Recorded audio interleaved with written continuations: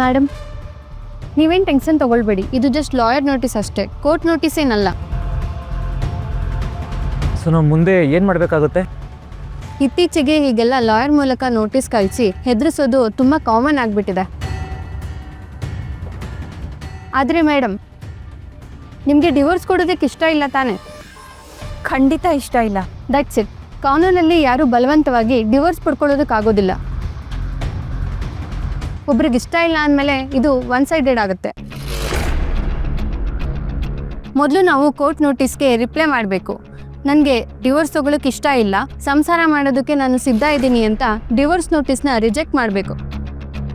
So ನಾವು reply ಕೊಟ್ಟಾದ್ಮೇಲೆ ಏನು procedure follow ಮಾಡಬೇಕು? ಅವರು ಫ್ಯಾಮಿಲಿ ಕೋರ್ಟ್ಗೆ ಫೈಲ್ ಮಾಡಿದ್ರೆ ಮೊದಲು ಕೌನ್ಸಿಲಿಂಗ್ ಕಳಿಸ್ತಾರೆ. ಇಬ್ಬರನ್ನು ಕೂರಿಸಿ ಮಾತಾಡಿಸಿ ಜೊತೆಗಿರಿಸೋದಕ್ಕೆ ಟ್ರೈ ಮಾಡ್ತಾರೆ. ಅದು ವರ್ಕ್ ಆಗಿಲ್ಲ ಅಂದರೆ ಕೋರ್ಟ್ ಪ್ರೊಸೀಜರ್ ಶುರು ಆಗುತ್ತೆ. ಇನ್ನೊಂದು ಮುಖ್ಯವಾದ ವಿಷಯ ಏನಂದರೆ, ಇಷ್ಟು ವರ್ಷ ಸಂಸಾರ ಆದಮೇಲೆ ಕೋರ್ಟ್ ಹಾಗೆಲ್ಲ ಸುಮ್ಮನೆ ಡಿವೋರ್ಸ್ ಕೊಡಲ್ಲ. ಅವರು ಪ್ರೂವ್ ಮಾಡೋದಕ್ಕೆ ಬಲವಾದ ಕಾರಣ, ಸಾಕ್ಷಿ ಎಲ್ಲ ಪ್ರೊಡ್ಯೂಸ್ ಮಾಡಬೇಕಾಗತ್ತೆ. ಹಾಗಾದ್ರೆ ಏನು ತೊಂದರೆ ಆಗಲ್ಲ ತಾನೆ? ಖಂಡಿತ ಇಲ್ಲ. ಅದರಲ್ಲೂ ಒಬ್ಬರಿಗೆ ಡಿವೋರ್ಸ್ ಇಷ್ಟ ಇಲ್ಲ ಅಂದರೆ ಕೇಸನ್ನು ಆರಾಮಾಗಿ ವರ್ಷಾನ್ಗಟ್ಟಲೆ ಎಳಿಬೋದು. 1 ವರ್ಷ ಅಂತೂ ಡಿವೋರ್ಸ್ ಆಗಕ್ಕೆ ಚಾನ್ಸೇ ಇಲ್ಲ. ತಲೆ ಕೆಡಿಸ್ಕೋಬೇಡಿ. Thank you so much. ತುಂಬ ಟೆನ್ಷನ್ ಆಗಿಬಿಟ್ಟಿತ್ತು, ಈಗ ಸ್ವಲ್ಪ ರಿಲ್ಯಾಕ್ಸ್ ಆಯಿತು. ಸರಿ, ನಾನಿನ್ನು ಬರ್ತೀನಿ.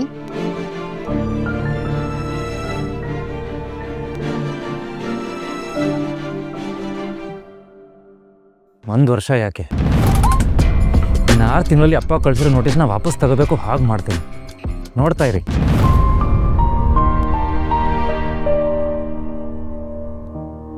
ಅಮ್ಮ, ಏನಾಯ್ತು? ಇಲ್ಲಿ ತನಕ ನಿಮ್ಮಪ್ಪ ಎಷ್ಟೇ ಹಿಂಸೆ ಕೊಟ್ಟಿದ್ರು ಈ ರೀತಿ ನಡ್ಕೊಂಡಿರ್ಲಿಲ್ಲ. ಇದೇ ಮೊದಲನೇ ಸತಿ.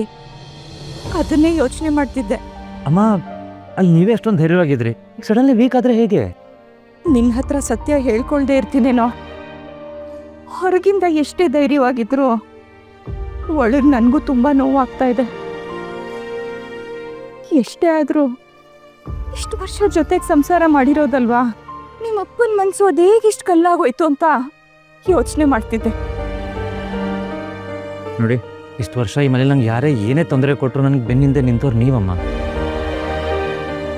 ನಂಗೆ ನೋವಾದರೆ ನೀವು ಕಣ್ಣೀರು ಹಾಕಿದ್ದೀರ.